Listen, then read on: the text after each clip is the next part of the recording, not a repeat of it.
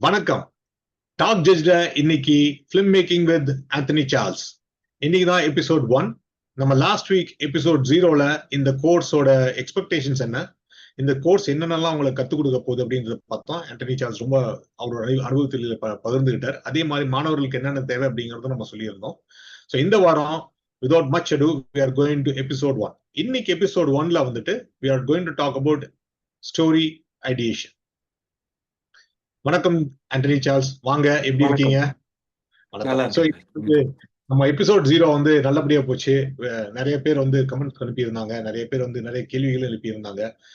நம்ம முன்னே சொன்ன மாதிரி வந்துட்டு இது வந்து ஒரு ஒரு ஒரு இன்ட்ரோடக்டரி கோர்ஸ், அதாவது உங்களுக்கு ஒரு திரைப்படத்தை பற்றி அறிமுகப்படுத்தும் ஒரு ஒரு ஒரு ஒரு நிகழ்ச்சியா பாருங்க. ஆந்தனி சார்ல்ஸ் அவரோட வாட்ஸ்அப் நம்பருக்கு கீழே நம்ம ஷேர் பண்றோம்.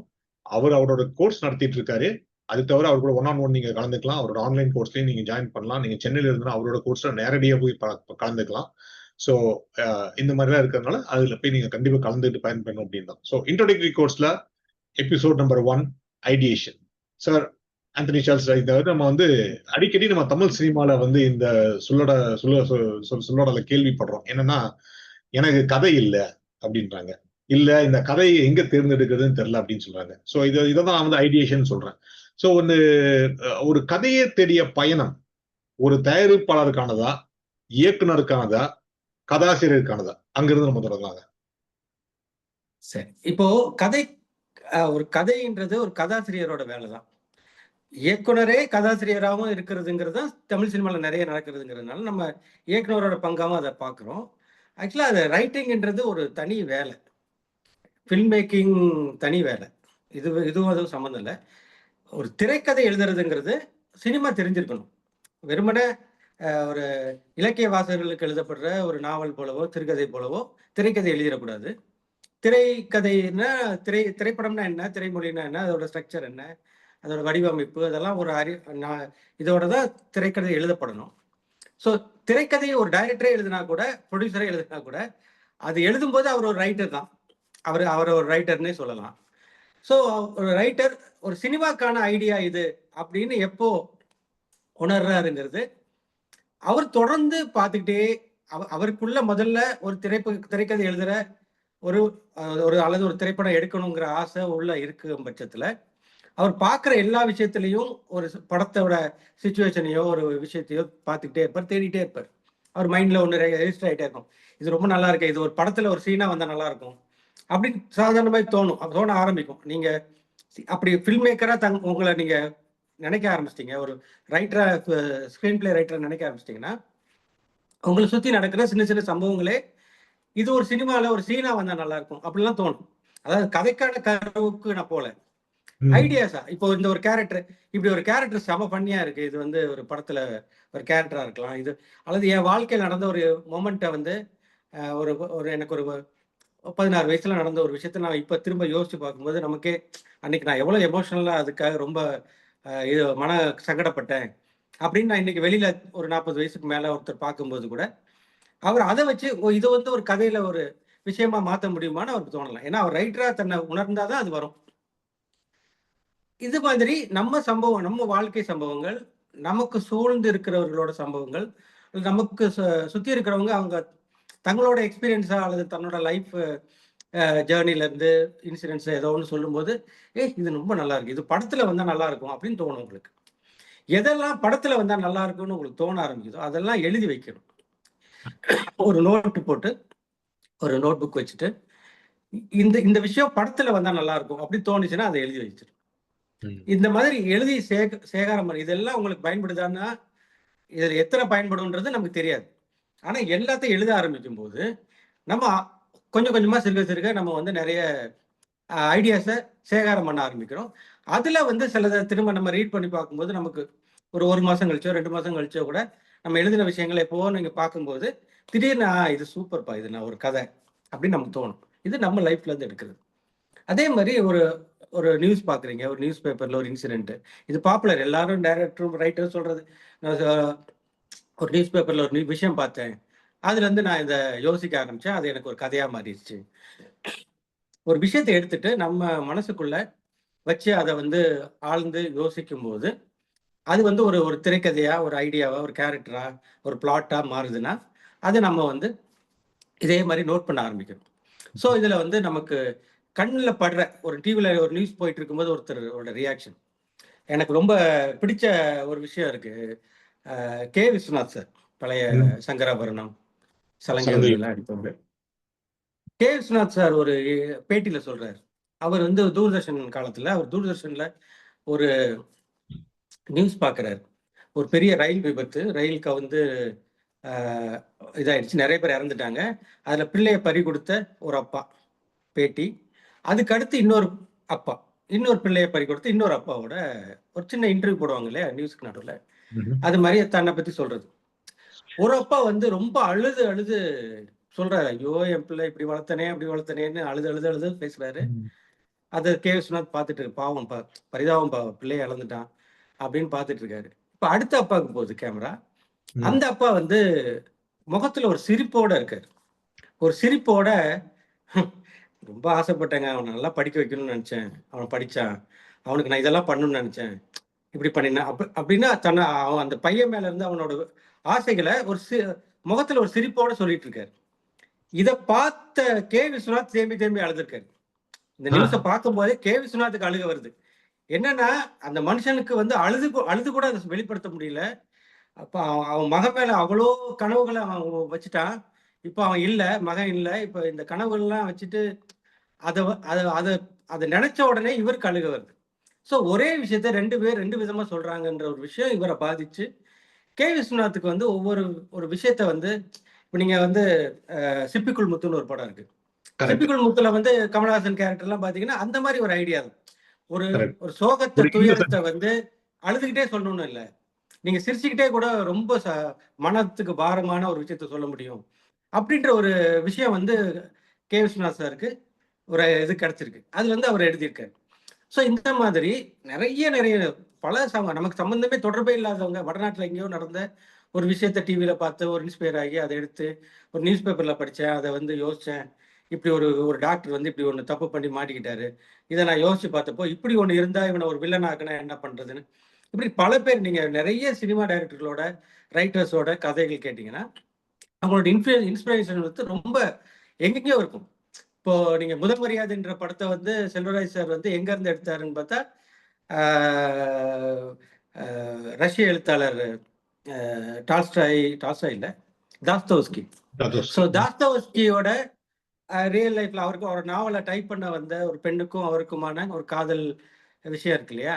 ஸோ ம்ஹ்ம். அந்த பெண் வந்து அவர் இறந்ததுக்கு அப்புறம் கூட அவர் இருந்தாங்க. அப்படி அந்த பெண்ணோட அதாவது மனைவி இல்ல அவங்க. ஸோ அந்த மாதிரி ஒரு உறவ வந்து அவர் ஃபீல் பண்றாரு. செல்வராஜ் சார் வந்து அத எங்கேயோ வாசித்து, ம். அ அ தாஸ்தோவ்ஸ்கியோட நாவல படிச்சது மட்டும் இல்ல, நான் தாஸ்தோவ்ஸ்கியோட வாழ்க்கைய பத்தி படிக்கும்போது 2யும் யோசிச்சு, ஒரு வாழ்க்கையில இருந்து ஒரு மனிதன் இப்படி ஒரு படைப்ப உருவாக்கியிருக்கான். அவன் வாழ்க்கையில இருந்த விஷயம். அப்படின்னு வரும்போது ஒரு முதல் மரியாதையில ஒரு ராதான்னு ஒரு கேரக்டர், சிவாஜி கணேசன் ஒரு கேரக்டர் எல்லாம் அவர் வந்து உருவாக்குனத அவரே சொல்றாரு. ஸோ இப்ப யோசிச்சு பார்த்தா இதுக்கு சம்மந்தமே இல்ல. முதல் மரியாதை எனக்கு முழுக்க முழுக்க நாம அந்த படத்த பார்க்கும்போது அது முழுக்க ஒரு நம்ம ஊர் கிராமத்து கதை. ஆமா. நீங்க நம்ம அந்த ஊர்ல ஒரு ரைட்டர் வந்து சாதாரண ஊர்ல ஒரு தேவர் இருக்காரு. அ அவரோட ஆ எங்க வெ நான் ஊருக்கு திருவிழாவுக்கு போனேங்க. அங்க பார்த்தேங்க. அங்க விஷயத்த கேள்விப்பட்டேன். அத கதை எழுதினேன்னு சொன்னா தான் நம்ம நம்பணும். அவர் ஊர்ல தான் அது நடந்திருக்கணும். ஆனா அவர் வந்து அவர் ஊர்ல நான் பார்த்தது இல்ல அது.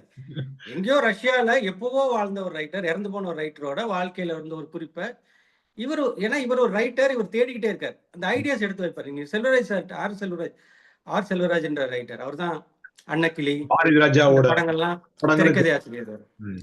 திரைக்க அ பா பாரதி ராஜாவோட பல வெற்றி படங்களுக்கு திரைக்கதை பண்ணியிருக்காரு. முதல் மரியாதை உட்பட. ஸோ அவரோட இப்ப இதெல்லாம் பார்த்தீங்கன்னா, அவரு ரொம்ப அன்யூசுவலா இருக்கும். அ இப்போ சின்ன கவுண்டர்ன்னு ஒரு படம். அது கிராமத்து வாழ்க்கைய தான் காட்டும்.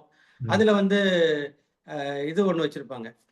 ஒரு அ அதாவது நமக்கு ஒரு பணம் தேவைப்படுதுன்னா, உங்க ஆமா. வீட்ல ஒரு விசேஷம் இல்லாட்டி கூட நீங்க சும்மா ஒரு விருந்து வைக்கலாம். அந்த ம். விருந்துக்கு வர்றவங்கலாம் அந்த இலைக்கு அடியில பணம் எல்லாம் வைத்துட்டு போயிருவாங்க. அதுலருந்து நீங்க எடுத்துட்டு உங்களோட இது வச்சுக்கலாம்னு மொய் மொய் விருந்து விருந்து அப்படின்னு அப்படின்னு ஒண்ணு அந்த எங்க ஊர் படத்துல. Side famous. ம். ஆனா இந்த மொய் விருந்து அந்த படத்துக்கு அப்புறம் தான் ரொம்ப ஃபேமஸ். அது ஆக்சுவலா அவர் சொல்றாரு, அவர் எங்கேயோ ஒரு விஷயத்த கேள்விப்பட்டு அதுல இருந்து நான் உருவாக்குனேன். அவர் ஊர்ல நடந்தது இல்ல அது.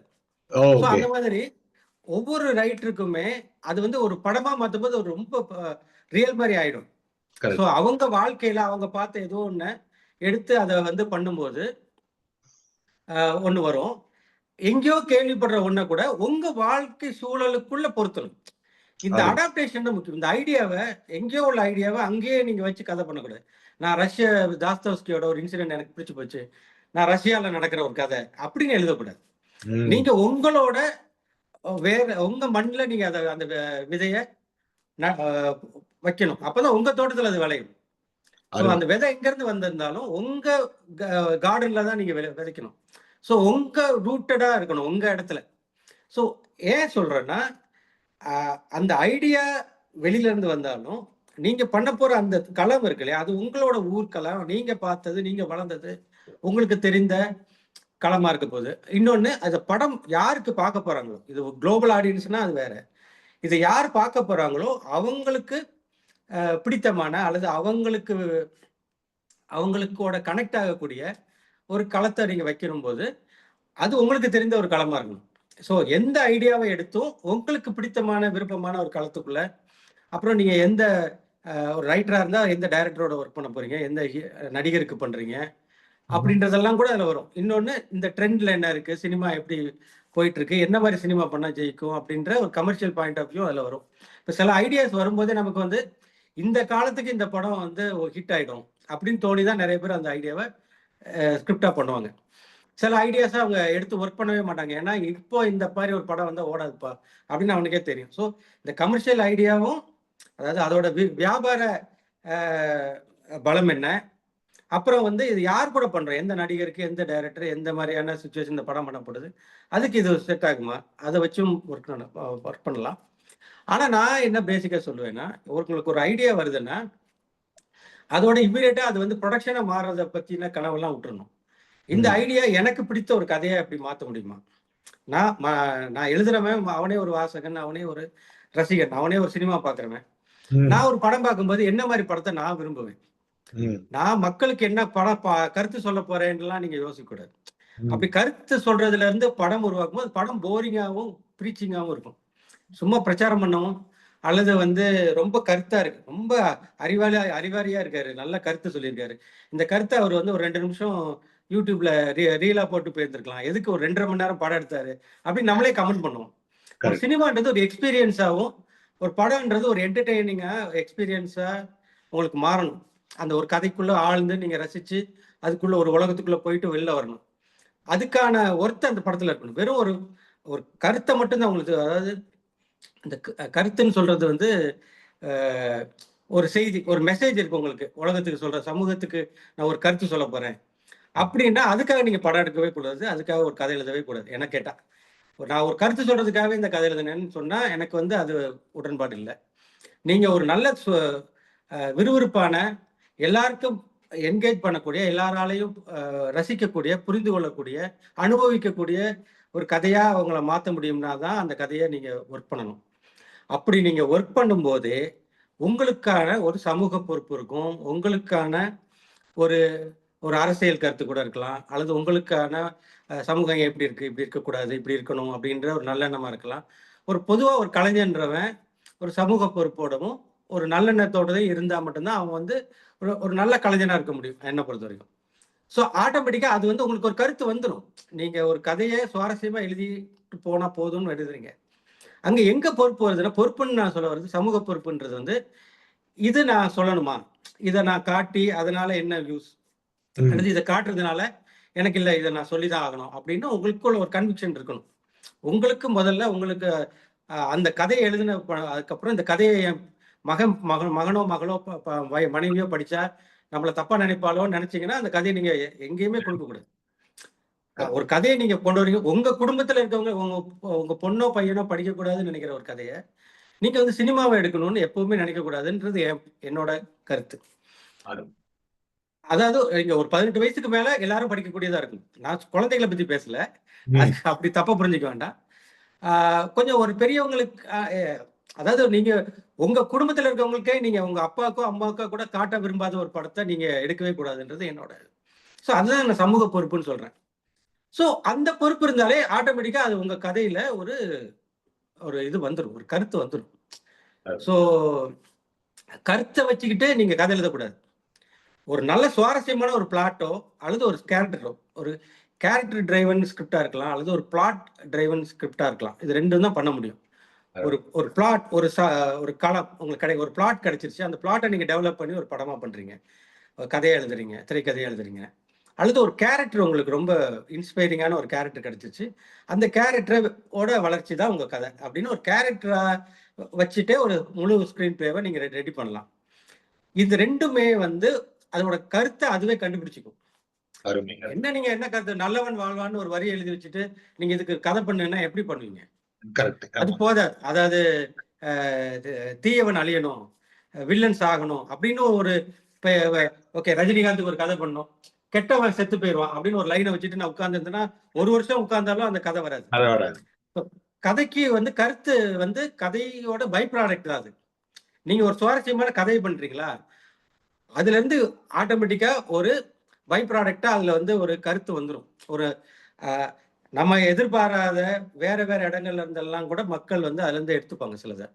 நம்ம படத்திலேயே மறந்து போன ஒரு விஷயத்த வந்து நான் எப்பவோ பண்ண படத்தை வந்து யாரோ புதுசா பாக்குறவங்க, சார் உங்க படத்துல அது ஒண்ணு வருமே அப்படின்னு பேசுவாங்க. இவ்வளவு பெரிய படத்துல இதை மட்டும் இவர் கவனிச்சிருக்காரு, எல்லாம் ஆச்சரியமா இருக்கும். ஏன்னா அது அவரை ஸ்ட்ரைக்கிங்கா இருந்திருக்கு, அவருக்கு அது ரிலேட்டபிளா இருந்திருக்கும். கரெக்ட். பட் ஆனா நீங்க நல்லா சொன்னீங்க, இந்த உங்களோட கருத்து சொன்னது வந்துட்டு இந்த கதை அப்படிங்கறது வந்துட்டு இன்ஸ்பைரிங்கா இருக்கணும். அது வந்து நம்ம எங்கிருந்து வருதுன்னு முக்கியம் இல்லை, அது நம்மளை இன்ஸ்பயர் பண்ணணும் ஃபர்ஸ்ட். அதை வந்து நம்மளால ஒரு திரைமொழியாக்கி கொடுக்க முடியும் அப்படின்னு இருக்கும், அது சுவாரஸ்யமா கொடுக்க முடியும்னு. இப்ப 2வது முக்கியமான கருத்தை நான் பாக்குறது என்னன்னா, கருத்தை முன் வச்சுட்டு அதுக்கு பின்னால கதையை கட்டாதீங்க. இங்க கதையை பாட்டுக்கு எழுதிட்டு அந்த கதை எழுதினீங்கன்னா உங்களோட கருத்து தானா வந்து வச்சிடும். உங்களுக்கு ஒரு சமூக பொறுப்பு அதோட கலந்துகிட்டு அந்த கதையை முன்னகர்த்தும் அப்படின்னு சொல்றீங்க. சோ இது வந்து ஒரு அருமையான விஷயம். இன்னைக்கு ஆனா நிறைய பேர் வந்து இப்போ some of the recent failures எல்லாம் பாத்தீங்கன்னா இந்த கருத்து மேல் கதை ஏற்றப்பட்டதால் தான் அப்படின்றதையும் நம்ம இத பின்னணியில் பாத்துக்கலாம் இல்லைங்களா? இந்த மாதிரி தவறான அதாவது ஒரு நல்ல பில்ம் மேக்கர் வந்து அவர் படத்துல கருத்து அரசியலே சொல்லுவாரு. ஆனா அதை எடுத்துக்கிட்டு மத்தவங்க எல்லாம் கூட நேரடியா அந்த அரசியல் கருத்தை மட்டும் வச்சுக்கிட்டு இவங்க ஒரு கதையை அமைப்பாங்க. அதுல பார்த்தா அந்த கதையில எதுவுமே இருக்காது. அதுதான் பண்ணக்கூடாது, ரிவர்ஸா பண்ணக்கூடாது எப்பவுமே. எனக்கு வந்து உங்களோட டைரக்ஷன் இதுல இருந்து ஒரு சின்ன எக்ஸாம்பிள் நீங்க எதாச்சும் எது வேணும் எடுத்துக்கலாம். இப்போ வந்து அழகு குட்டி செல்லமா எடுத்துக்கலாம், இல்ல சாலை கூட எடுத்துக்கலாம். சாலை வந்து எனக்கு ரொம்ப வித்தியாசமான படமா தோணுது. நீங்க வந்து அது வந்து காஷ்மீர்ல இது அதுக்கான இன்ஸ்பிரேஷன் எங்க இருந்து வந்துச்சு? எப்போ நீங்க வந்து இதை வந்து கதை அமைக்கலாம், அந்த ப்ராசஸ் கொஞ்சம் மேபி ஒரு 2-3 மினிட்ஸ் வாசகர்கள் சொல்லாமே. இப்போ ஒவ்வொரு கதை இப்போ என்னோட ஃபர்ஸ்ட் படம் நஞ்சுபுரமோட இது வந்து எனக்கு வந்து ஹிச்காக் ஃபில்ம் இன்ஸ்டியூட் காலத்துல ரொம்ப பிடிச்சிருந்ததுனால ஹிச்காக்கோட படம் எல்லாமே அந்த பயம்ங்கிற ஒரு விஷயம் வந்து ஆடியன்ஸுக்கு அந்த எக்ஸ்பீரியன்ஸா அவர் மாத்திட்டே இருப்பார். ஏன்னா அவர் ரொம்ப பயந்தவர், அது வந்து அந்த பயத்தை உருவாக்கிட்டே இருந்தார். ஸோ அதுக்கப்புறம் நான் வந்து டெலிவிஷன்ல எல்லாம் ஒர்க் பண்ணும்போது எனக்கு காத்து கருப்புன்னு ஒரு சீரீஸ் நான் பண்ணேன், பேய் கதைகள். விடாது கருப்பு இல்ல, அது நாகா சார் பண்ணாரு. காத்து கருப்புன்ற சீரீஸ்ல நிறைய கதைகள் நான் பண்ணேன். இன்னும் வேற டைரக்டருக்கும் கொஞ்சம் கொஞ்சம் கொடுப்போம். வாரம் ஒரு கதைங்கிறதுனால நான் மாசத்துக்கு 2 கதை பண்ணுவேன், மற்ற யார் 2 டைரக்டர் ஆளுக்கு ஒன்று பண்ணுவோம். இதுல நிறைய பேய் கதைகள் பண்ணும்போது அது என்ன நாங்க என்ன கனவு வச்சுட்டோம்னா ரியல் ஸ்டோரி. அதுல யாராவது தனக்கு நடந்ததாவோ தன் குடும்பத்தில் நடந்ததாவோ சொன்னதை அது ரெஜிஸ்டர் ஆகி ஏதாவது பத்திரிகையில வந்தது, அந்த மாதிரி விஷயங்கள் யாரோ நிஜமா நடந்ததுன்னு சொன்னதை ரெக்கார்ட் ஆனதை எடுத்துக்கிட்டு ஒரு கதை பண்ணணுன்ற மாதிரி ஒன்று பண்ணிட்டு இருந்தோம். ஸோ அதுல எல்லாமே எனக்கு என்ன பிடிச்சிருக்குன்னா அந்த பயங்கிற ஒரு விஷயம். ஸோ அதுல நிறைய ஒர்க் பண்ணிட்டே இருந்தேன். ஸோ பின்னாடி அதுக்கப்புறம் அது ஒண்ணுதான் ஒரு ப்ராஜெக்ட், மற்றதெல்லாம் வேற வேற கதைகள் பண்ணிட்டே இருப்போம். ஃபர்ஸ்ட் படமா பண்ணலாங்கும் போது இந்த த்ரில்லர் பண்ண ஒரு அந்த பயங்கிற ஒரு ஏரியாக்குள்ளேயே பண்ணலாம். ஸோ ஒரு கேரக்டருக்கு வந்து பயம் இல்லாத ஒருத்தர் பயந்தாங்குழியா மாறுற ஒரு கதை பண்ணலாமா? இப்போ வந்து வழக்கமா நம்ம பார்க்கணும் வந்து ஒரு ஒரு பயந்தாங்குழி இருப்பான், ஒரு அப்ராணி இருப்பான், ஒரு டைம்ல அவன் வீரனா மாறிடுவான், ஒரு இதுவா மாறிடுவான். அதுதான் ரெகுலர் கதை. அது நீங்க எங்க வீட்டு பிள்ளை எம்ஜிஆரா இருக்கலாம், ரஜினியோட பழைய படங்கள், அப்பாவியான கிராமத்து இன்னசென்டான மனிதரா இருப்பாரு, அப்புறம் ஒரு ரொம்ப கோவக்கார இளைஞரா மாறிடுவாரு. அது நம்ம பார்க்குறோம். ஒரு ஒரு கோழை வீரனாகிற கதை நமக்கு தெரியும். ஒரு வீரன் பயந்தாங்கொழியா மாறுற, ஒரு கோழையா மாறுற ஒரு கதைய யோசிச்சா எப்படி? அந்த பயம்ங்கிறது எப்படி? நம்ம சூழ்ந்து இருக்கிறவங்க எல்லாம் பயந்துகிட்டு இருந்தா, ஆட்டோமேட்டிக்கா உங்களுக்குள்ள அந்த பயம் வந்துரும். அப்படின்ற ஒரு ஐடியாவ எடுத்துக்கிட்டு நான் பண்ணேன். நஞ்சுபுரம்ன்றது வந்து ஒரு கிராமத்துல நெறைய பாம்புகள் சூழ்ந்த ஒரு ஊரு. அதுல நெறைய ஐதீகங்கள் இருக்கு பாம்ப பத்தி. அதுல ஒரு ஹீரோ வந்து அவனுக்கு வந்து பயமே இல்ல. பாம்பு பத்தின பயம் இல்ல. அந்த ஐதீகமோ, அந்த பயமோ அவன ஒண்ணுமே பண்ணாது. ஆனா சுத்தி இருக்கவங்க எல்லாம் பயப்படுறாங்க. அவனோட அம்மால இருந்து, வீட்ல ஊர்ல இருந்து எல்லாருமே. ஸோ இது ஸ்லோவா வந்து அவனே ஒரு பயந்தாங்கொழியா மாத்திரும். ஸோ ம். அந்த பயத்துலருந்து அவனாலயும் விடுபட முடியாது. அதோட போராட்டம் தான் இதுவா இருக்கும். ஸோ இது வந்து எனக்கு அந்த பயம்ங்கிற ஒரு விஷயத்த வச்சு ஒரு ஒரு ஸ்கிரிப்ட்டா பண்ணலாம்ன்றது தான். அருமை. ஆனா இந்த கதைக்கு இந்த ஐடியா, இந்த பயம்ங்கிறதெல்லாம் நெறைய யோசிச்சுட்டு இருந்தாலும், ஒரு மூலக்கதைங்கிறது ஒரு ஷார்ட் ஸ்டோரியா எழுதப்பட்டது. ஒரு கண்ணன்ற ஒருத்தர் ஒரு சிறு பத்திரிகை, ஒரு சிறு இலக்கிய பத்திரிகை. ஒரு சிறு பத்திரிகையில ஒரு சின்ன ஒரு கதை. அவரோட அண்ணனுக்கு நடந்த ஒரு இன்சிடென்ட்ட பேஸ் பண்ணி ஒரு கதை எழுதியிருந்தாரு. ஒரு பாம்பு கிட்ட இருந்து அவங்க அண்ணன காப்பாத்துறதுக்கு ஒரு பரண்ல ஒரு ஹைட்ல ஒரு பரண்ல உட்கார வச்சு ஒரு 40 நாள் காவல் காத்தாங்க. அதுக்கப்புறம் ஏன்னா பாம்பு 40 நாளுக்குள்ள பாம்பு திரும்ப வந்து கொத்திரும்னு அவங்களுக்கு ஒரு பயம். அந்த ஊர் பயம். ஆ. இது வந்து ரியல். அவர் வீட்ல நடந்த ஒரு விஷயம். அத வந்து அவர் பேஸ் பண்ணி ஒரு ஷார்ட் ஸ்டோரி எழுதியிருந்தாரு. எனக்கு அது ரொம்ப கனெக்ட் ஆச்சு. எனக்கு என்னோட இந்த பயம்ன்ற ஏரியாக்குள்ள அது கனெக்ட் ஆயிடுச்சு. ஸோ இந்த கதைய வந்து நம்ம ஒர்க் பண்ணலான்னு, நான் இந்த கேரக்டர நான் தான் பொறுத்துறேன். ஸோ இந்த கதை தான் ஒரிஜினலே தவிர, ஒரு ம். வீரன் கோழையானா அப்படிங்கிற கதை வந்து நான் அத உள்ள போட்டு ஸ்க்ரீன் பிளேவா அத மாத்தும்போது, முழுக்க வந்து என்னோட ஒரு நஞ்சுபுரம்ன்ற அந்த ஸ்கிரிப்ட் அப்படிதான் உருவாச்சு. ஸோ ஒருத்தரோட மூலக்கதை ஒரு ஷார்ட் ஸ்டோரியும் இருக்கு அதுல. எனக்கு ரொம்ப நாளா இருந்துட்டு இருந்த அந்த பயம்ன்ற வச்சு ஒரு கதை பண்ணலாம்னு நெனைக்கிற ஒரு ஐடியாவும் இருக்கு. இது 2ம் சேரும்போது ஒரு புது திரைக்கதையா அது மாறுச்சு. இப்ப அழகுக்குட்டி செல்லம் பார்த்தீங்கன்னா, என்னோட படத்திலேயே வந்து அது ரொம்ப ஆ ஆ ஒரு காலத்தில அத வந்து நான் ஃபர்ஸ்ட்டு எழுத ஆரம்பிக்கும்போது, அதோட பேசிக் ஐடியாங்கிறதுனா, நான் ஒரு கிறிஸ்டியன் ஃபேமிலி. எனக்கு வந்து இந்த விர்ஜின் மேரி அப்படிங்கிற கான்செப்ட் மேல நான் எப்பவுமே கே கேள்வி கேட்டுட்டு, அது நான் கொஞ்சம் ஒரு மாரி ஏத்திஸ்ட். நான் ஒரு மாரி கடவுள் நம்பிக்கையில் மறுப்பாளனா வீட்ல பேசிட்டு இருக்கிற ஒரு ஆள் தான். ஸோ நான் வளர்ற காலத்தில இது ஒரு கேள்வி கேட்டு நான் அத வந்து எப்படி புரிஞ்சுக்கிட்டேன்னா, அந்த அம்மாக்கு எப்படியோ குழந்தை உண்டாயிருச்சு. கல்யாணத்துக்கு முன்னாடி. அது ம். கடவுள் தான் குடுத்ததுன்னு நம்ம இது பண்ணிக்கிறோம் அப்படிங்கிற மாரி ஒரு விஷயத்த வச்சு நான் சும்மா பேசிக்கிறது உண்டு இல்லையா? அப்புறம் ஒரு கட்டத்துக்கு மேல இந்த மாரி கடவுள் மறுப்பு எல்லாம் பேசுறதெல்லாம் வந்து நம்ம சுத்தி இருக்கிறவங்க கிட்ட எல்லாத்தையும் ஆர்க்யூ பண்றத நான் நிறுத்திக்கிட்டேன். ஆக்சுவலா ம். என்னோட நம்பிக்கை எனக்கு, மத்தவங்களோட நம்பிக்கை மத்தவங்களுக்குங்கிற மாரி. கோயிலுக்கு போகாதீங்க, சர்ச்சுக்கு போகாதீங்க, கடவுளுக்கு சாமி கும்பிடாதீங்கன்னுலாம் யார்ட்டயும் சொல்றதில்ல. ஆனா எனக்கோட இத நான் எனக்குள்ள வச்சுக்கிறது, மத்தவங்கள இத வச்சுக்கிறதுன்ற மாரி ஒரு இடத்துக்குள்ள ஒரு மெச்சூரிட்டி வந்துருச்சு. ஆனா இந்த ம். ஐடியா இருக்கு இல்லையா?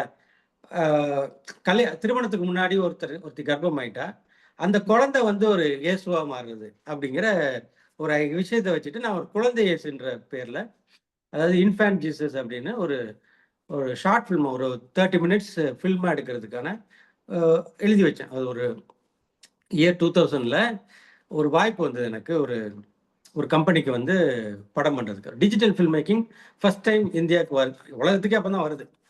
ஸோ டிஜிட்டல் சினிமாக்கெல்லாம் வர்றதுக்கெல்லாம் ரொம்ப முன்னாடி அது. ரொம்ப ரொம்ப ரொம்ப ஏர்லி ஸ்டேஜ்.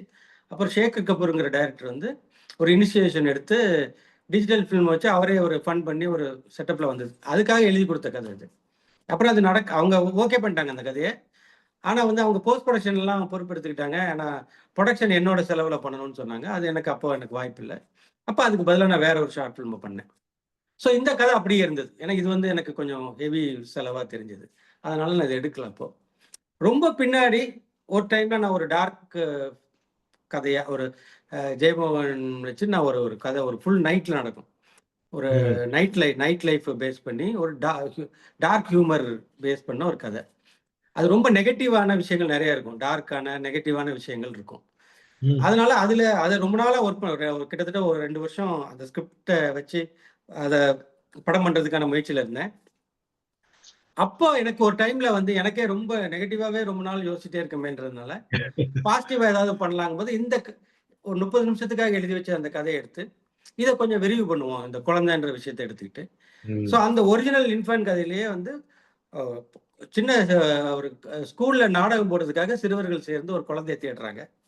இன்னொரு பக்கம் ஒருத்தர் திருமணத்துக்கு முன்னாடியே ஒருத்தி கர்ப்பமாயிட்டா, அந்த குழந்தைய வந்து அவ ஏதாவது விடணும் எங்கேயோ. ஸோ இந்த மாதிரி ரெண்டையும் கனெக்ட் பண்ற மாதிரி ஒரு கதை தான் ஒரிஜினல். அதாவது ஒரு கன்னிமேரி இப்போ வந்து அந்த குழந்தை வந்து ஜீசஸா மாறுதுங்கிற ஒரு ஐடியா வச்சுக்கிட்டு பண்ணேன். அப்புறம் அதை ரொம்ப மாத்திட்டு நிறைய நிறைய குழந்தையை பத்தின பல கதைகள், ஒரு குழந்தைய இழந்தவங்களோட கதை, பெண் குழந்தையாவே இருக்க ஒரு ஆண் வாரிசு இல்லைன்னு நினைக்கிறவங்களோட கதை, இப்படி விதவிதமான குழந்தை பத்தின பல விதமான கதைகள், குழந்தை பிறக்காத குழந்தை இல்லைங்கிற ஏக்கத்தில் இருக்கிற கதை, அப்படின்னு பல விதமான கதைகளை எடுத்து எடுத்து எடுத்து ஒரு டைவர்ஸ் பண்றவங்க ஒரு பையன் இப்போ 2 பேர்கிட்ட யார்கிட்ட போவான். ஸோ எல்லாமே அந்த குழந்தை வந்து ஒரு குடும்பத்துல ஒரு பிரச்சனையா இருக்கும். இப்படின்ற எல்லா கதையும் எடுத்து அது மாதிரி நிறைய விஷயங்களை யோசிச்சு இது எல்லாத்தையும் ஒரு மாதிரி கனெக்ட் பண்ணி ஒரு மல்டிபிள் ஸ்டோரி லைன் மாதிரி பண்ணலான்ற மாதிரி ஐடியால அதை மாத்தி எழுதினேன். இப்படிதான் அந்த கதை உருவாச்சு. இந்த ஐடியாஸ் எல்லாம் அப்படிதான் வந்தது. சாலைன்றது முழுக்க முழுக்க ரொம்ப ஒரு எக்ஸ்பெரிமெண்டலான ஒரு கதை. அதை நான் வந்து காஷ்மீர்ல போய் பண்ணலான்றது எனக்கு அப்படி ஒரு லேண்ட்ஸ்கேப் வந்து முழுக்க ஸ்னோவா இருக்கணுன்ற ஒரு லேண்டை நான் ஏன் சூஸ் பண்ணேன்னா, எனக்கு வந்து ஒரு கனவு வெளியே தேவைப்படுது. அதாவது ஒரு அது வந்து ஆக்சுவலா ஒரு ட்ரீம் வேர்ல்ட்ல நடக்கிற கதை. அது படத்தோட லாஸ்ட் டேல தான் அது ஓப்பன் ஆகும். ஸோ எனக்கு அதனால தமிழ் மக்களுக்கு ரொம்ப இல்லாத ஒரு லேண்ட்ஸ்கேப் வேணும்னு நினைச்சேன். ஸோ தமிழ்நாட்டில் வந்து நீங்க ரொம்ப செழிப்பான கிரீனரியான இடமும் பார்க்கலாம், வறண்ட இடமும் பார்க்கலாம், கரிசல் பூமியும் பார்க்கலாம், செம்மண் பூமியும் பார்க்கலாம். அப்படின்ற மாதிரி கடற்கரை ஓரம் இதெல்லாம் நமக்கு ஒரு எக்ஸ்பீரியன்ஸ் இருக்கும் தமிழ்நாட்டில். தமிழ்நாட்டில் இல்லாத ஒரு லேண்ட்ஸ்கேப்ன்றது ஸ்னோ தான். ஒரு பனி படர்ந்த பனி மூடிய ஒரு லேண்ட்ஸ்கேப்ன்றது நமக்கு வந்து தமிழ்நாட்டுக்கு மக்களுக்கு அது ரொம்ப அந்நியமானது. அதனால நான் அதை எடுத்துக்கலாம்னு நினைச்சேன். ஏன்னா அதுதான் எனக்கு ஒரு மனவெளியா ஒரு ட்ரீம் அப்படின்னு நினைச்சிட்டு நான் காஷ்மீர்ல அதை ஃபுல்லா ஷூட் பண்ணேன். அது முழுக்க ஒரு இண்டிபெண்டன்ட் ஃபில்ம். நான் எங்க ஒரு க்ரூவை எடுத்துட்டு அவங்கள உயிரோட திருப்பி கொண்டு வந்து கொடுக்கணுங்கிற ஒரு பொறுப்பே எடுத்து அதாவது நார்மலா ஒரு இண்டிபெண்டன்ட் ஃபில்ம் மேக்கருக்கு இல்லாத சேலஞ்ச் எல்லாம் எனக்கு அதுல இருந்தது. ஏன்னா அங்க இருந்த பொலிட்டிக்கல் சிச்சுவேஷன், அங்க இருந்த தீவிரவாதம், அங்க இருந்த அரசு நிறுவனங்கள்லயே இருந்த கெடுபிடிகள், இராணுவம், மக்கள் எதிர்ப்பு, மக்கள்கிட்ட இருந்த உள்ளூர்ல இருக்கிற அரசு வெறுப்பு, அப்புறம் அரசுக்கு இருக்கிற மக்கள் வெறுப்பு, தீவிரவாதிகளுக்கு இருக்கிற மற்ற இவங்க மேல இருக்கிற வெறுப்பு, அப்படின்னு நிறைய விஷயங்கள் அதுல இருக்கிற ஒரு லேண்ட் அது. நம்ம போய் அதை போய் அவ்வளவு ரிஸ்க்ல போய் எடுத்தது பத்தி பேசுறப்போ இத கொஞ்சம் விரிவா பேசணும். நம்ம வந்து அங்க நீங்க பட்ட கஷ்டங்கள். சோ இந்த மாதிரி ஒரு இடத்துல போய் நான் பண்ணதுக்கு ரீசன் வந்து எனக்கு ஆனா ஸ்னோ தேவைப்படுது. ஸோ நான் எனக்கு வந்து அது ஒரு பட்ஜெட் வைஸா எனக்கு ஒரு இண்டிபெண்டன்ட் ஃபில்மா பண்றதுக்கு அது கொஞ்சம் வாய்ப்பா தெரிஞ்சது. ஸோ நான் அதனால அதை போய் பண்ணேன். ஸோ அது சொல்ற கதை அது ஆக்சுவலா அந்த படம் இன்னும் நிறைய பேர் பார்த்துருக்க மாட்டாங்க. ஏன்னா இன்னும் தமிழ்ல அது ப்ராப்பரா ரிலீஸ் பண்ணலை நாங்க. ஸோ அதனால இன்னும் அந்த கதையை அதோட மூல கதை என்ன எதை பத்தி பேசுதுன்னு நான் சொல்ல விரும்பல. அது வந்து அதோட இன்ஸ்பிரேஷன் கூட இன்னொரு வேற வாய்ப்பு வரும்போது நான் சொல்றேன். ஸோ எங்கேயோ ஏதோ ஒன்று எடுத்து நம்ம கோர்த்து தான் ஒரு கதையை உருவாக்குறோம். சோ இன்னொரு கொஸ்டின் வந்து இப்ப வந்து இந்த கதை திருட்டு அப்படிங்கிற ஒரு விஷயம் சொல்லிட்டு இருக்காங்க. இப்ப நம்ம வந்து தமிழ் சினிமால வந்து கொஞ்சம் இப்போ சமீப காலத்துல கொஞ்சம் குறைஞ்சிருக்கு. ஆனா ஒரு காலத்துல வந்துட்டு யாரோ ஒரு படம் ஹிட் ஆச்சுன்னா துப்பாக்கியில இருந்து எல்லா கதையும் அது அந்த விஷயத்துக்குள்ள நம்ம போக வேணாம். நான் என்ன கேட்கறேன்னா, இதனால என்ன ஆகுதுன்னா ஒரு கதையை நான் தேர்ந்தெடுக்கிறேன். அது பத்தி நான் யார் கூட கேட்கணும், யாரோட கேட்கலாமா, அது விவாதிக்கணுமா, அந்த அந்த ஐடியேஷன் வருது. இப்போ உங்களுக்கே ஐடியேஷன் சொன்னீங்க. உங்களுக்கு வந்து இந்த சாலை வந்து உங்களுக்கு இந்த ஒரு இன்ஸ்பிரேஷன் வந்துச்சுன்னு, இல்ல அழகுக்குட்டி செல்வம்னா அருமையான கதை, பேபி ஜீசஸ் பத்தி எடுக்க போறீங்க அப்படின்னு சொல்லிட்டு ஒரு பாசிட்டிவான தாட். பட் ஆனா என்னன்னா இதை வந்து நீங்க யாருகிட்ட போய் இப்போ பகிர்ந்துக்குவீங்க? ஏன்னா நீங்க புலங்குறதுலாம் வந்து சினிமா பத்தியானர்கள், அவங்க அதை திருடிடுவாங்களோன்னு ஒரு பயம். சோ இந்த மாதிரி ஒரு பயம் தேவையா? இந்த ஐடியேஷன் ப்ராசஸ்ல வந்து இது எவ்வளவு முக்கியம் நினைக்கிறீங்க இந்த டிஸ்கஷன் அப்படிங்கிறது? கதை விவாதம் வந்து ரொம்ப நல்லது. அதாவது கதை விவாதம் வந்து கதை எழுதுறதுக்கு ஒரு 10 பேர் உட்கார்ந்து 5 பேர் உட்கார்ந்து சீனா இவர் ஒரு சீன் அவர் ஒரு சீன் சொல்லி கதை உருவாகிறதுல எனக்கு நம்பிக்கை இல்லை. ஆனா நீங்க ஒரு கதையை ஃபார்ம் பண்ணிட்டீங்க, அதுல வந்து சின்ன சின்ன குறைகள் இருக்கலாம், நிறைகள் இருக்கலாம், அல்லது உங்களுக்கு சில தடுமாற்றங்கள், சந்தேகங்கள் இருக்கலாம். ஸோ அதை வந்து நீங்க வந்து ஒரு சின்ன டீம் கிட்ட உங்களுக்கும் நம்பிக்கையான ஒரு குரூ இருக்கணும். ஒரு நட்பு வட்டமோ அல்லது உங்களோட உதவியாளர்களோ, நீங்களாம் யாரெல்லாம் சேர்ந்து இந்த படத்தை பண்ண போறீங்களோ அவங்கெல்லாம் சேர்ந்து இது விவாதிக்கலாம். அதே மாதிரி உங்களோட சக ஃபில்ம் மேக்கர்ஸ் அவங்களும் படம் பண்ணிட்டு இருக்கவங்களும் நம்பணும். முதல்ல எல்லாருமே தார்மீகமாவே ஒரு நம்பிக்கையை ஒரு சின்ன இது கொலாபரேஷன் வச்சுக்கலாம். இப்போ 2 பேர் சேர்ந்து எழுதலாம், என்னோட கதைப்பா, நான் இதை எழுதிட்டேன் ஒரு கதை, எனக்கு அவ்வளவு திருப்தியா இதுல வரல, இதை நீ வந்து நீ ஓன் வெர்ஷன் என்ன பண்ணுவ இதுல அப்படின்னு ரெண்டு அவர் ஒன்று ஆட் பண்றது, அதுக்கப்புறம் இவர் திரும்ப மேற்கொண்டு ஏதோ கரெக்ட் பண்றது, ஒரு கொலாபரேட்டிவா ஒர்க் பண்றது, இதெல்லாம் நல்லது. ஆக்சுவலா நான் இப்ப சமீபத்துல எனக்கு ஒரு ஒர்க் ஷாப்ல கூட நான் அதை தான் சொன்னேன். ஏன்னா வர வர என்ன ஆயிட்டு இருக்குன்னா, இந்த நம்பிக்கையின்மையினால யாருமே வந்து நிறைய கதைகளையே வந்து விவாதிக்கிறது இல்லைங்கிறதுனால, இவங்க ஒர்க் பண்ற ஒரே கதையே இவங்க எழுதுற அந்த முதல் கதை தான் அப்படின்னு இருந்தா அது வந்து ரொம்ப ரொம்ப கஷ்டம். எங்கேயாவது போய் நின்னுடும், ஒரு பிளாக் வரும். ஸோ நீங்க இண்டிபெண்டன்ட் தனியா பண்ணும்போது அந்த கதையை மேற்கொண்டு நகர்த்துறதுக்கு என்னென்ன வழிகள்லாம் இருக்குங்கிறதே உங்களுக்கு எப்ப தெரியும்னா, நீங்க நிறைய கதைகள் ஒர்க் பண்ணிட்டே இருக்கும்போது தான். அது உங்களோட கதையாவே இருக்க வேண்டியதில்லை. மற்றவங்களோட நண்பர்களோட கதையெல்லாம் நீங்க ஒர்க் பண்ணிட்டு இருப்ப. நீங்க ஒரு 10 வருஷம் டிஸ்கஷன்ல இருந்துட்டே இருக்கிற ஒருத்தருக்கு எங்க எந்த கதையை பண்ணாலும் அது எங்கேயும் முட்டாம அதை அப்படி இன்னும் கரெக்ட் பண்றது எப்படி, அல்லது எங்கேயோ வந்து அது வீக் ஆகுதுன்னா அதை எப்படி சரி பண்றது, எப்படி தூக்கி நிறுத்துறது, கொஞ்சம் கதை வந்து டல்லா இருக்கு அதை எப்படி இன்னும் சரி பண்ணலாம், இன்னும் அந்த கேரக்டர் எப்படி சுவாரஸ்யப்படுத்தலாம் அப்படின்ற ஐடியாஸ் எல்லாம் அவருக்கு ஏன் எப்படி வரும்னா, அவர் நிறைய கதைகள்ல ஒர்க் பண்ணிருப்பார். அதுல படமா வந்தது ஒரு 4-5 இருக்கும். ஆனா அவர் ஒரு 20 கதைகள்ல வேலை செஞ்சிருப்பார். எல்லாம் பேசுற கதையெல்லாம் படமாயிராது.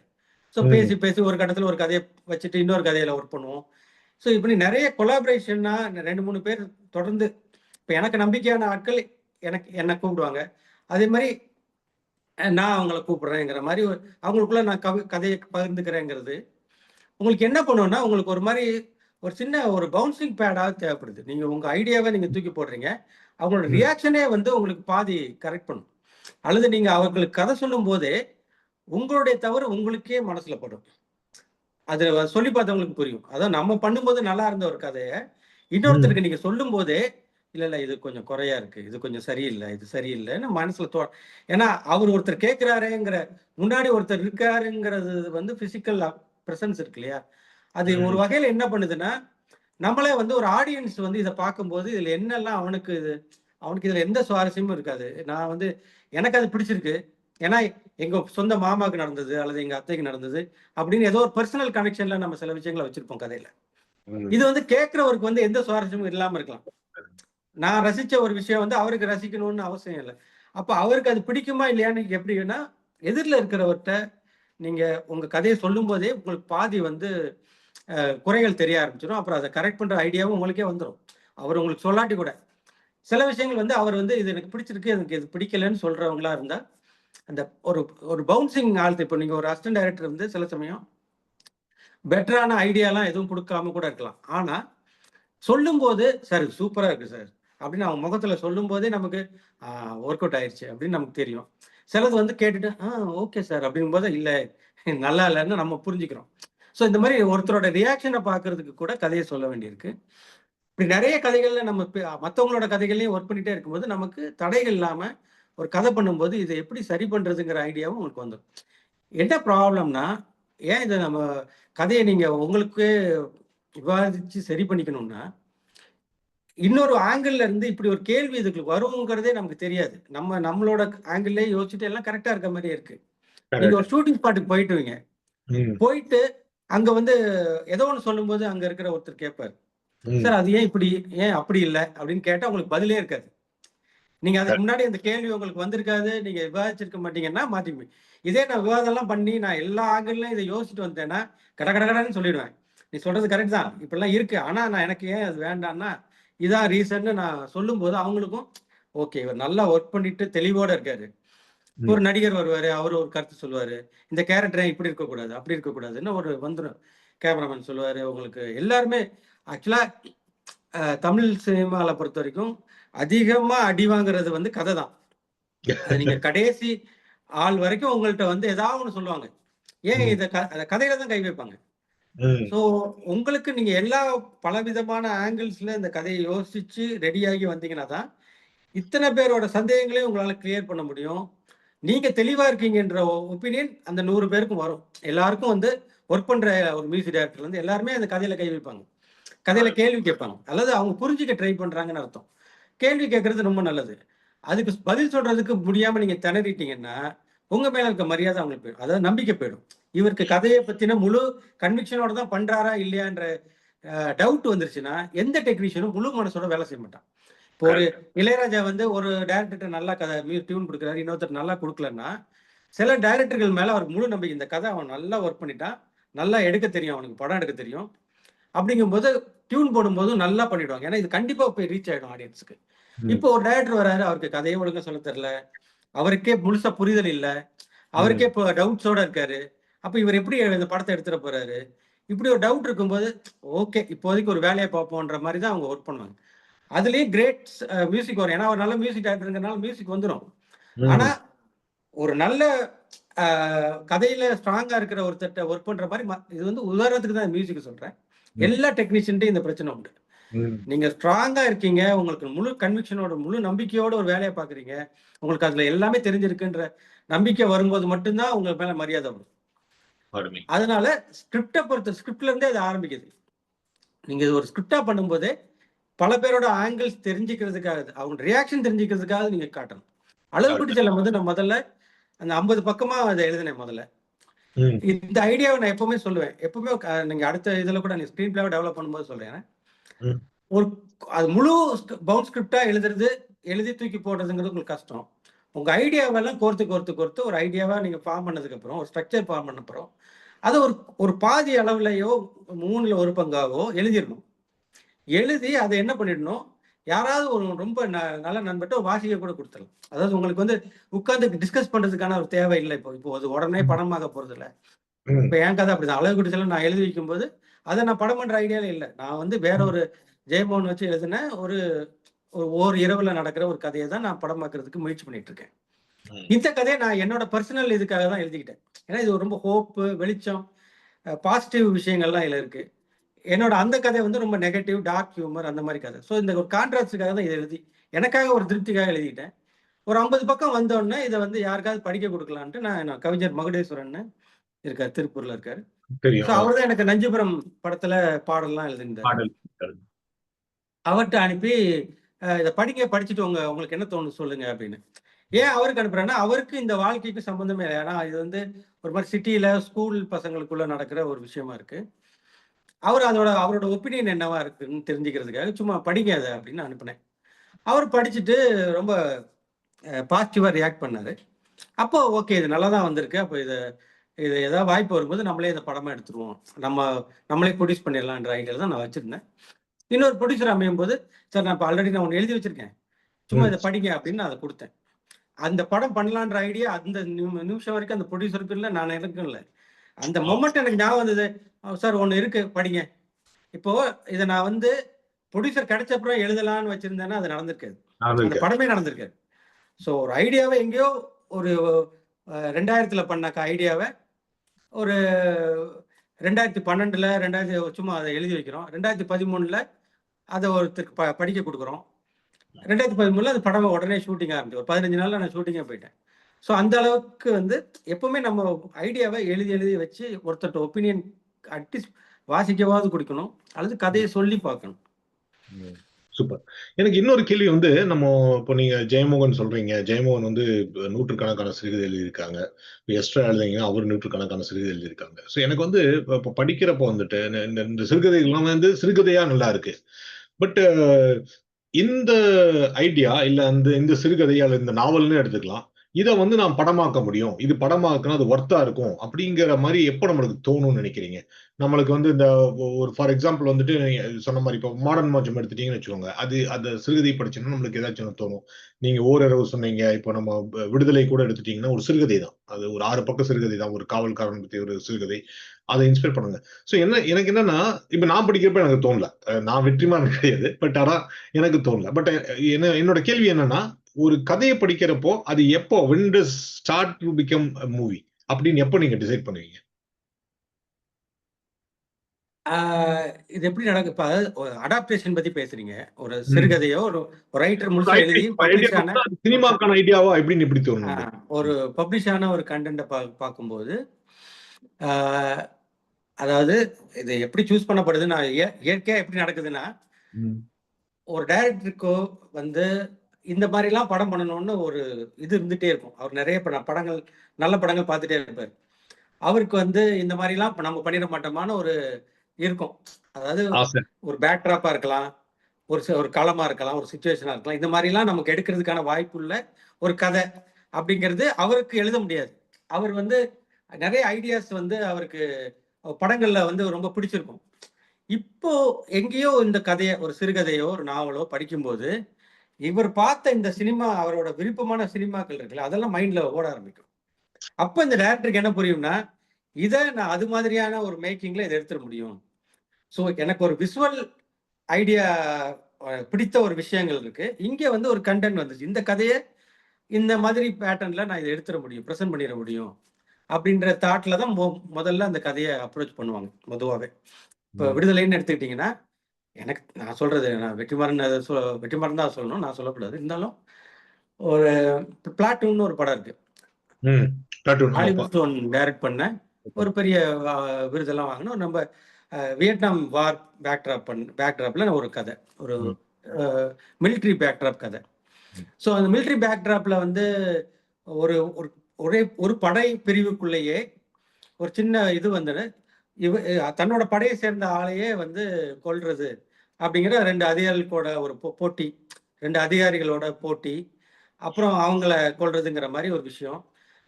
அதுல வந்து புதுசா சேர்ந்து முதல்ல போரை சந்திக்கிற ஒரு பையன். அந்த பையன் வந்து அதுல கொஞ்சம் கொஞ்சமா ஒரு மெச்சூரிட்டி லெவலுக்கு வந்து கடைசியா அந்த அதிகாரியே அவன் வந்து அதாவது தப்பு பண்ண அதிகாரியை கொல்றான்ற ஒரு கதை அதுல இருக்கு. ஆனா அது வந்து வியட்நாம் வார் மிலிட்ரி பேக்ட்ராப். இப்போ இந்த கதையில வந்து அதே சேத்தன்ற ஒரு கேரக்டர் தன்னோட படை ஆட்களையே கொல்றான் அப்படின்ற மாதிரியான ஒரு விஷயங்கள்லாம் இது வந்து ஒரிஜினல் காவல் இதுலயே எல்லாம் இல்ல.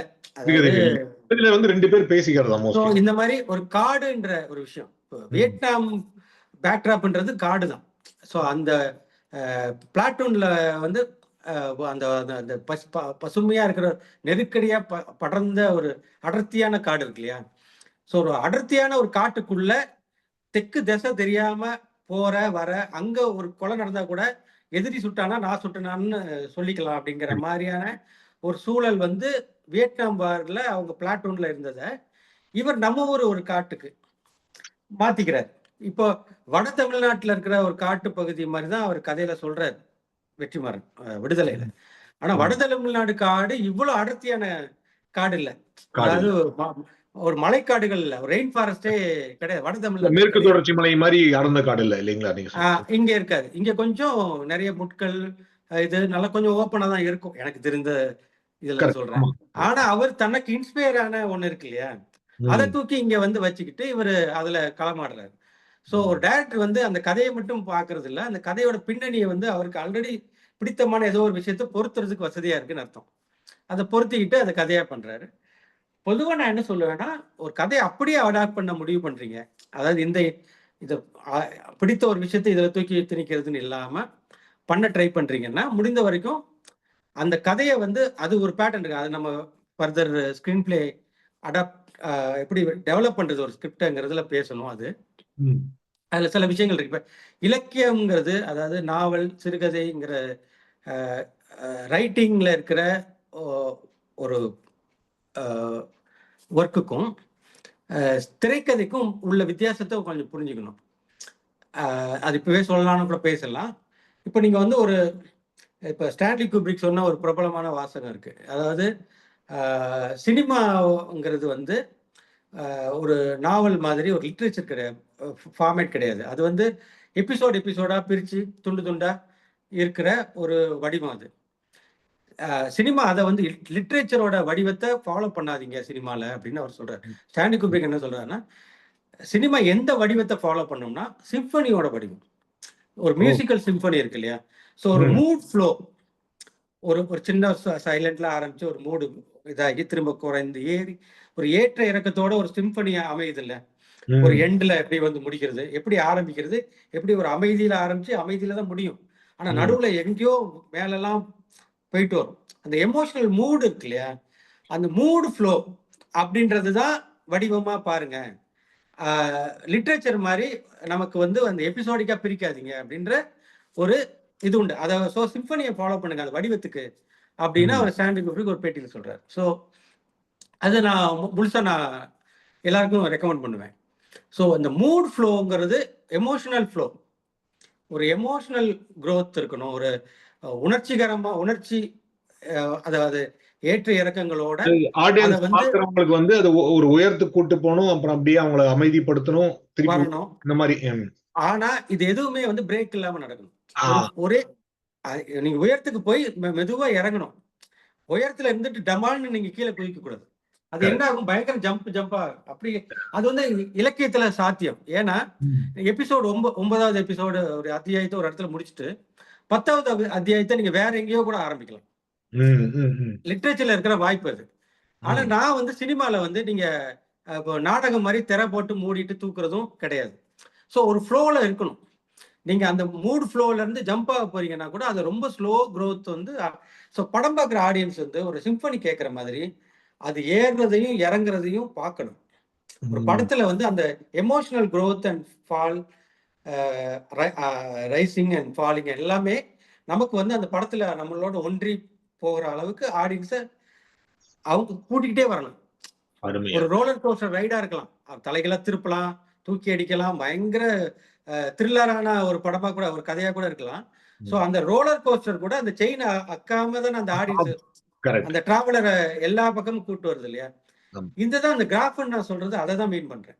ஆடியன்ஸ் வந்து எந்த வகையிலும் கட் ஆகாம அது கூட டிராவல் ஆகுற மாதிரி பண்ணணும். ஸோ இலக்கியத்துல இருந்து எடுக்கும்போது இந்த மிஸ்டேக் பண்ணக்கூடாது.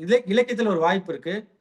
நீங்க உன்னை பத்தி பேசும்போது அவரோட ஞாபகம் நினைவுன்னு பேசி அவர் வேற ஏதோ விஷயத்த ரொம்ப நேரம் பேசிட்டு இருக்கலாம். வேற எப்பவோ 8 வயசுல நடந்த ஒன்ன சொல்லிட்டு இருப்பாரு ஒரு கடைக்கு போறது வழியில. ஆனா நான் இதே வந்து சினிமால வந்து அது பண்ணலாம், நான் லீனியரா பண்ணலாம். ஸோ இலக்கியத்துல இருக்கிற சில வசதிகள் வந்து சினிமால கிடையாது. நீங்க ஸ்பேஸ் அண்ட் டைமுக்குள்ள போயிடுவோம் ஆடியன்ஸ். ஸோ அதனால நீங்க அந்த ஒரு கட்டை வந்து ஆடியன்ஸோட இது பிரேக் டயர்ட் ஆயிடுவாங்க அல்லது ஏதோ டிஸ்டர்ப் ஆயிடுவாங்க. ஒரு டைம்ல ஃபாலோ பண்ண முடியாம ஆயிடுவாங்க. ஒரு கதையை வந்து நீங்க ஃபாலோ பண்ணா தானே நீங்க அத ஆடியன்ஸ் வந்து அதை ஃபாலோ பண்ணல. எங்கேயோ ரைட்டர் ஸ்கிரிப்ட் ரைட்டர் முதல்ல பண்ண ஒரு முழு பவுன் ஸ்கிரிப்டை எழுத ஆரம்பிக்கும் போது முதல் சீன்ல இருந்து கையை பிடிச்சிடணும் ஆடியன்ஸ். அந்த கையை விடவே கூடாது. அந்த கையை விட்டுட்டீங்கன்னா அவங்க தனி ட்ராக்ல இருப்பாங்க, நீங்க தனி ட்ராக்ல இருப்பீங்க. கம்ப்ளீட்டா அது வந்து ஒரு மிஸ் மேட்ச் ஆயிடும், அது ஒர்க் அவுட்டே ஆகாது. அதை வந்து டைரக்டரும் ரைட்டரும் மெயினா பண்ண வேண்டியது ஆடியன்ஸை அவங்கள கூட்டிட்டு போகணும். அதுக்காக முதல்ல இருந்தே நீங்க ஒர்க் பண்ணணும். நீங்க பேப்பர்ல எழுதும் போதே அது மைண்ட் வைக்கணும்.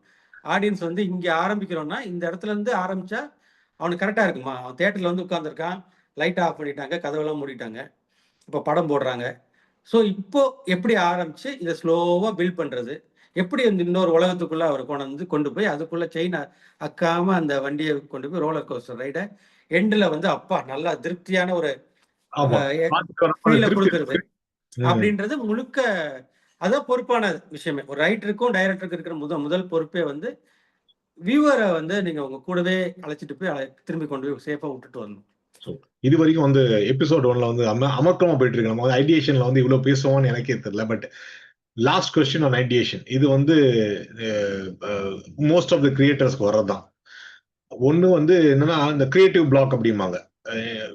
சில சமயம் என்ன பார்த்தீங்கன்னா நீங்க சொல்ற மாதிரி எல்லா இடத்துலயும் ஐடியாஸ் பரவி இருக்கு, நம்ம நியூஸ் பேப்பர் வாங்கி படிக்கலாம் அப்படின்னு. ஆனா ஒரு சமயத்துல ஒரு வெறுமை வந்துடும்.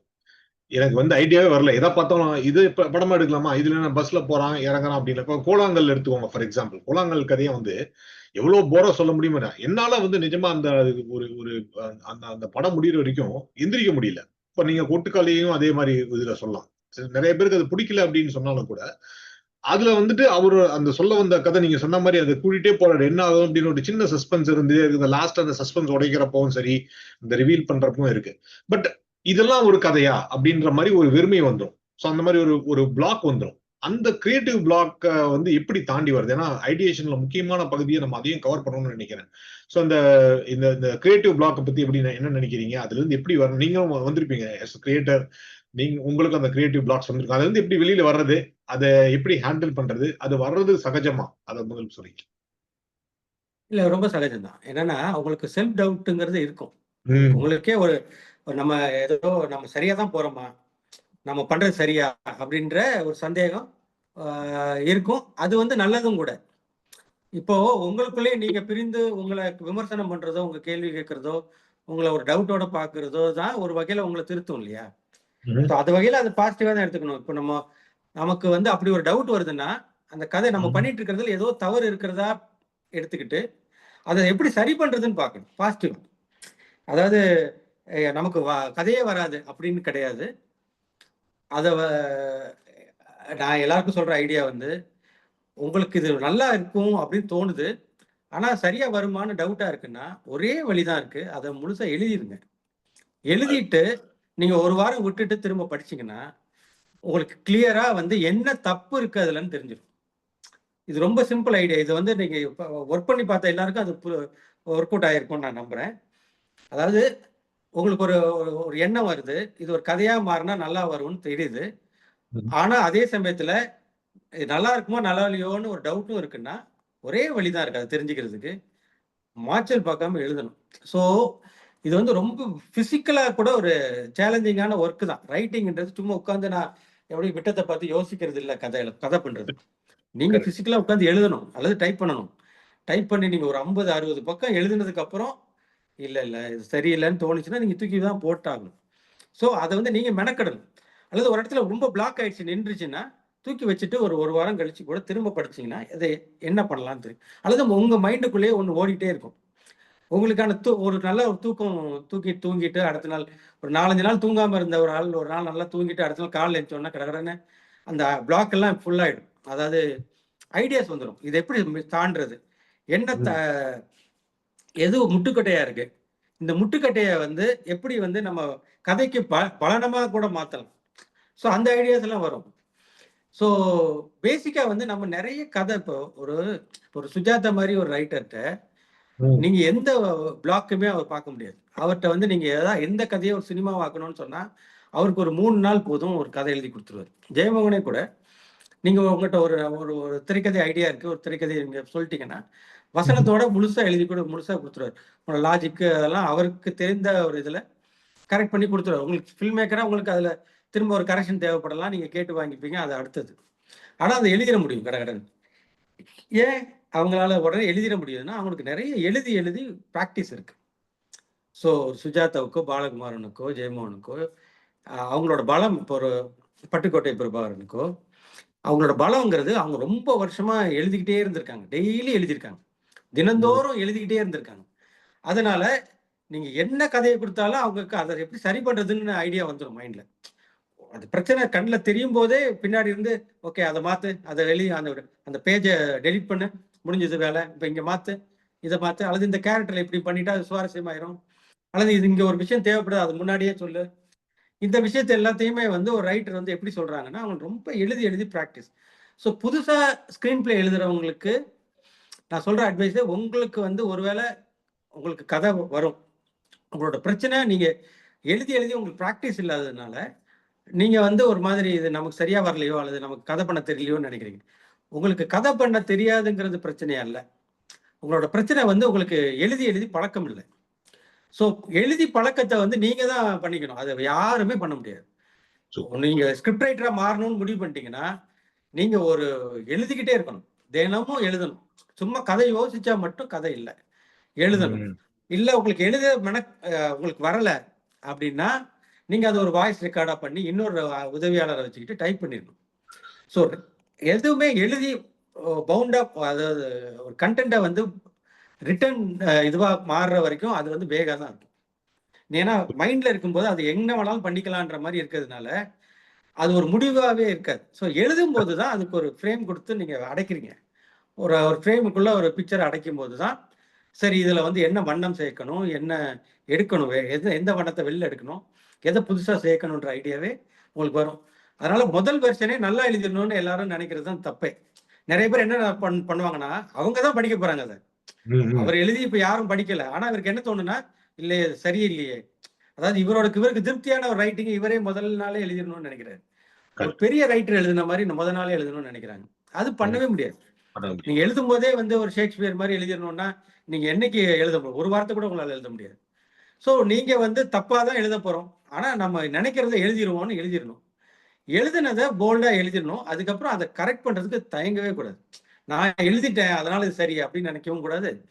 அதை நீங்க எப்பெல்லாம் தோணுதோ அதை கரெக்ட் பண்ணி அதை வந்து கொஞ்சம் கொஞ்சம் செதுக்கி செதுக்கி செதுக்கி செதுக்கி உங்களுக்கான இதோட வரலாம். அல்லது இன்னொருத்தரோட ஒப்பீனியன் கேட்டால் நல்லா இருக்குன்னா ஒருத்தர் கொடுத்து சரி இதை படிங்க, உங்களுக்கு நேரம் கிடைக்கும் போது படிச்சுட்டு உங்க ஒப்பீனியன் சொல்லுங்கன்னு கேட்டு வாங்கலாம்.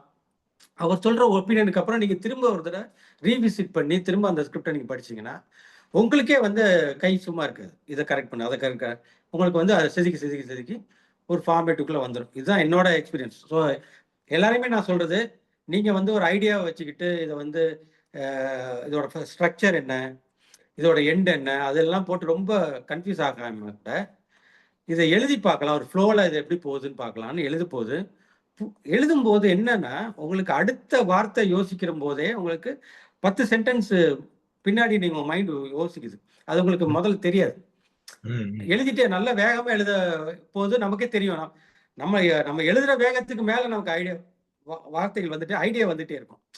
ஸோ இந்த ஐடியாக்கள்லாம் போட போட போட போட அந்த கதை வந்து தன்னைத்தானே ஷேப் ஆகிடுற மாதிரி ஒரு தோற்றம். அது உண்மையில உங்க பிரெயினுக்கு இருக்கிற பவர் வந்து நமக்கே தெரியாது. நம்ம அதை பயன்படுத்த தான் அது வரும். உங்களுக்குள்ள இருந்து ஒரு படைப்பு ஆற்றல் ஒரு ஊற்று மாதிரி வரணும்னா அதுக்கு பிராக்டிஸ் வேணும். என்ன கேட்டா டெய்லி ஒரு 4 மணிக்கு எந்திரிச்சு உட்கார்ந்து ஒரு 6 மணி வரைக்கும் எந்த வேலையும் ஆரம்பிக்கிறதுக்கு முன்னாடி 2 மணி நேரம் நான் எழுதுவேன் அப்படின்னு முடிவு பண்ணி எழுத ஆரம்பிக்கிறவங்க, அதுக்கப்புறம் ஈவினிங்ல புதுசா ஏதாவது படிச்சுட்டே இருக்கிறது, நிறைய படம் பார்க்கறதும் மட்டும் இல்லை, கதைகளாகவும் படிச்சுட்டே இருந்தா கதை பண்றதுக்கு வந்து நிறைய கதைகளோட ஐடியா வந்து டெக்ஸ்ட்ல தான் படிக்கணும். நீங்க வந்து காட்ஃபாதர் படத்தை நீங்க 3 பாட்டும் பார்த்தாலும் ஒரிஜினல் மரியோ புசோ என்ன நாவல் எழுதியிருந்தாருன்னு படிக்கும்போது டைரக்டர் இப்படி யோசிச்சுட்டு தான் இதை பண்ணியிருக்காருன்ற ஐடியா நீங்க ஒரு ஃபில்ம் மேக்கரா மாறிடுங்க, ஒரு ஸ்கிரிப்ட் ரைட்டரா மாறிடுவீங்க. ஸோ ஒரு நாவலோ சிறுகதையோ படமா மாறுறதுக்கு முன்னாடி நிறைய ப்ராசஸ். ஒரு சினிமாவா மாறுறதுன்றது வேற ஒரு வேலை. அது வந்து உங்களுக்கு எப்போ வரும்னா நீங்க நிறைய வாசிச்சுட்டே இருக்கணும், நீங்க நிறைய எழுதி எழுதி பார்க்கணும். ரெண்டும் சூப்பர் சூப்பர் சார். நீங்க வந்து அதான் கடைசி கேள்வியை முடிச்சுக்கலாம். பட் ஆனா அருமையான எபிசோட். ஸோ இன்னைக்கு ஐடியேஷன்ல வந்து நம்ம பண்ணது வந்து ஒரு சின்ன சம்மரி மாதிரி சொல்லிடுறேன். ஐடியாங்கிறது எங்கிருந்து வேணா வரலாம் அப்படின்னு சொன்னீங்க. அதாவது நம்ம வந்து ரஷ்யன் நாவல்ல இருந்து எடுத்து ஒரு முதல் மரியாதையை கொடுக்க முடியும் அப்படிங்கிறதே ஒரு ஆச்சரியமான விஷயம். சின்ன கவுண்டரை பத்தி பேசுறோம். அதுக்கப்புறம் வந்து ஐடியா உங்களுக்கு எப்படி உருவாச்சுன்னு சொல்லிட்டு உங்களோட 3 கதைகளை வச்சே நீங்க நல்லா விளக்கினீங்க. அதுக்கப்புறம் வந்து நம்ம அந்த கதைகள்ல இருந்து எப்படி இன்ஸ்பிரேஷன்ஸ் எடுக்கிறது, அதை எப்படி எல்லாம் கட்டமைக்கிறது அப்படிங்கிறது ஒரு இன்ட்ரோடக்ஷன் மாதிரி பேசியிருக்கோம். திருப்பி நம்ம ஸ்கிரிப்ட் அண்ட் ஸ்டோரிஸ் எல்லாம் போறப்ப அதை இன்னும் விரிவா பார்க்கலாம். அதுக்கப்புறம் வந்து இதை எப்படி பகிர்ந்துக்கிறது, எப்படி இந்த கதையை முன்னேற்றுறது அப்படிங்கறத பத்தி ஷேரிங் பத்தி நம்மளுக்குன்னு ஒரு கம்யூனிட்டி, நம்மளுக்குன்னு ஒரு ஒரு ஃப்ரெண்ட் சர்க்கிள் வச்சுட்டு அவங்க கூட ஷேர் பண்றது அப்படிங்கறத பத்தி பேசணும். கடைசியில வந்துட்டு ரைட்டர்ஸ் பிளாக் அப்படிங்கிற கிரியேட்டிவ் பிளாக் அப்படின்னு வந்துச்சுன்னா அதை எப்படி எதிர்கொள்றது அப்படின்னு, அதுக்கு வந்து எப்படி நம்ம வந்து பயிற்சி அளிக்கணும், நம்ம மூளைக்கு பயிற்சி அளிக்கணும், சித்திரமும் கைப்பழக்கம் அப்படிங்கிற மாதிரி ஒரு எழுத்தாளர் அப்படின்னு நம்ம முடிவு பண்ணிட்டோம்னா எழுதிட்டே இருக்கணும் அப்படின்னு சொல்லி முடிச்சிருக்கீங்க. இது தவிர நம்ம சில பரிந்துரைகள்லாம் சொல்லியிருக்கோம். பட் இந்த எபிசோட் வந்து அமர்க்கலமா இருந்துச்சு நிஜமாவே. 1 மணி நேரம் அப்படின்னு நினைக்கிறேன். 1 மணி நேரம் போனதே தெரியல. ஐடியேஷன்ல வந்து இன்னைக்கு வந்து அருமையான டாபிக் முடிச்சிட்டோம். ஸோ நான் முன்னவே சொன்னது மாதிரி ஆந்தனி சார்ல்ஸ் வந்து இது ஒரு இன்ட்ரோடக்ஷன் கோர்ஸ். நீங்க இதுவே தெரிஞ்சுக்கலாம். ஒரு இன்ட்ரோடக்டரி கோர்ஸ்லயே இவ்வளவு விஷயம் இருந்துச்சுன்னா ஒரு ஃபுல் வால்யூம் கோர்ஸ்ல என்ன இருக்கும் அப்படின்னு தெரியும். ஸோ நம்ம முன்னே சொன்ன மாதிரி ஆண்டனி சார்ல்ஸோட நம்பரை வந்து கீழே கொடுக்குறோம். அவர் வந்து ஆன்லைன் கோர்ஸ் நடத்திட்டு இருக்காரு, நேரடி கோர்ஸ் நடத்திட்டு இருக்காரு. அதுல போய் ஜாயின் பண்ணுங்க. நம்ம டாப் ஜட்ஜ்ல அடுத்த வாரம் வந்துட்டு டெவலப்பிங் ஸ்டோரி கான்செப்ட், அதாவது நம்ம இன்னைக்கு வந்து ஐடியா அப்படிங்க உருவாகிறத பத்தி பேசுறோம். அந்த ஐடியா நாளைக்கு கதையா உருவான பிறகு அந்த கதையை நம்ம எப்படி அந்த கதைனா என்ன, அதுக்கு என்ன ஸ்ட்ரக்சர், பிளாட்னு என்ன, சீன் அப்படிங்கறதெல்லாம் போக போறோம். With that set, Anthony Charles ரொம்ப நன்றி. ரொம்ப விளக்கமா சொன்னீங்க, உங்களோட அனுபவத்தையும் பகிர்ந்துக்கிட்டீங்க. ரொம்ப நன்றி. நன்றி. தேங்க்யூ.